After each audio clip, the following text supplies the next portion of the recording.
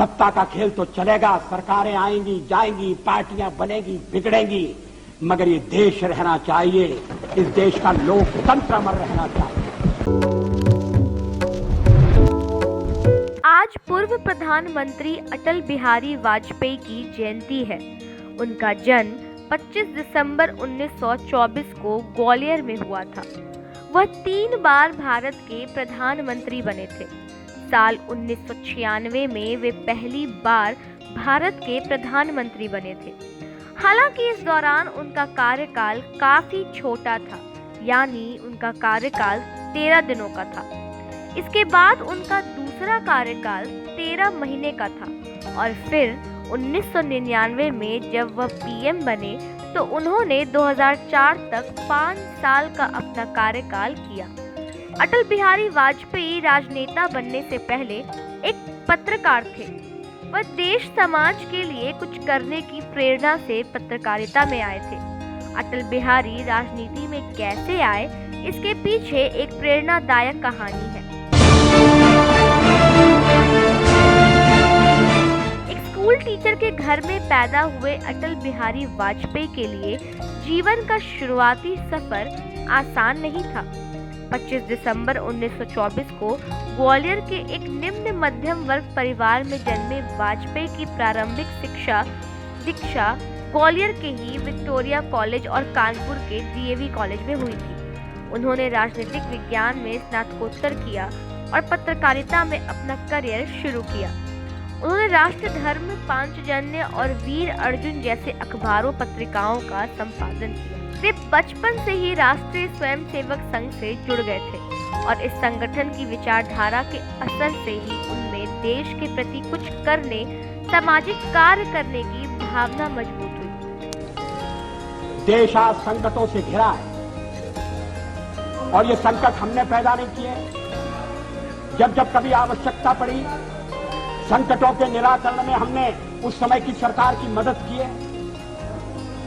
उस समय के प्रधानमंत्री नरसिंह राव जी ने भारत का पक्ष रखने के लिए मुझे विरोधी दल के नेता के नाते जेनेवा भेजा था और पाकिस्तानी उसे देखकर चमत्कृत रह गए।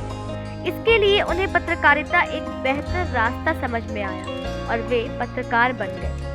उनके पत्रकार से राजनेता बनने का जो जीवन में मोड़ आया, वह एक महत्वपूर्ण घटना से जुड़ा है। इसके बारे में खुद अटल बिहारी ने वरिष्ठ पत्रकार तवलीन सिंह को एक इंटरव्यू में बताया था। इस इंटरव्यू में वाजपेयी ने बताया था कि वे बतौर पत्रकार अपना काम बखूबी कर रहे थे। 1953 की बात है। भारतीय जनसंघ के नेता डॉक्टर श्यामा प्रसाद मुखर्जी कश्मीर को विशेष दर्जा देने के खिलाफ थे। जम्मू कश्मीर में लागू परमिट सिस्टम का विरोध करने के लिए डॉक्टर मुखर्जी श्रीनगर चले गए। परमिट सिस्टम के मुताबिक किसी भी भारतीय को जम्मू कश्मीर राज्य में बसने की इजाजत नहीं थी। यही नहीं, दूसरे राज्य के किसी भी व्यक्ति को जम्मू कश्मीर में जाने के लिए अपने साथ एक पहचान पत्र लेकर जाना अनिवार्य था।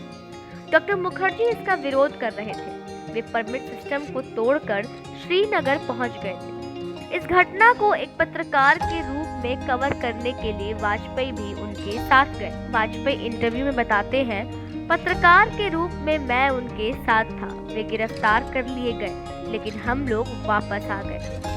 डॉक्टर मुखर्जी ने मुझसे कहा कि वाजपेयी जाओ और दुनिया को बता दो कि मैं कश्मीर में आ गया हूँ बिना किसी परमिट के। इस घटना के कुछ दिनों बाद ही नजरबंदी में रहने वाले डॉक्टर मुखर्जी की बीमारी की वजह से मौत हो गई। इस घटना से वाजपेयी काफी आहत हुए।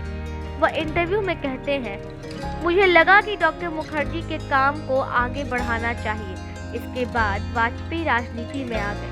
वह साल 1957 में वह पहली बार सांसद बनकर लोकसभा पहुंचे थे। ये हमारी परंपरा नहीं है, ये हमारी प्रकृति नहीं है और मैं चाहता हूँ ये परंपरा बनी रहे, ये प्रकृति बनी रहे। देश के पूर्व प्रधानमंत्री और भारत रत्न अटल बिहारी वाजपेयी की आज 96वीं जयंती है। इस मौके पर राष्ट्रपति रामनाथ कोविंद, प्रधानमंत्री नरेंद्र मोदी, गृह मंत्री अमित शाह, रक्षा मंत्री राजनाथ सिंह सहित केंद्र सरकार के मंत्रियों ने उनके समाधि स्थल सदैव अटल पर जाकर उन्हें पुष्पांजलि अर्पित की। इस इसके बाद प्रधानमंत्री संसद भवन में एक पुस्तक का विमोचन किए। भारत सरकार और भारतीय जनता पार्टी देश के उन अनेक हिस्सों में इस कार्यक्रम को मना रही है।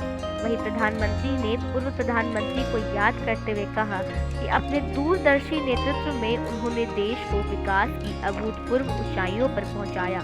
केंद्रीय गृह मंत्री अमित शाह ने उन्हें विचारधारा सिद्धांतों पर आधारित राजनीति करने वाला व्यक्ति बताया। प्रधानमंत्री मोदी ने वाजपेयी जी को याद करते हुए लिखा, पूर्व प्रधानमंत्री आदरणीय अटल बिहारी वाजपेयी जी को उनकी जन्म जयंती पर शत शत नमन। अपने दूरदर्शी नेतृत्व में उन्होंने देश को विकास की अभूतपूर्व ऊंचाइयों पर पहुंचाया। एक सशक्त और समृद्ध भारत के निर्माण के लिए उनके प्रयासों को सदैव स्मरण किया जाएगा।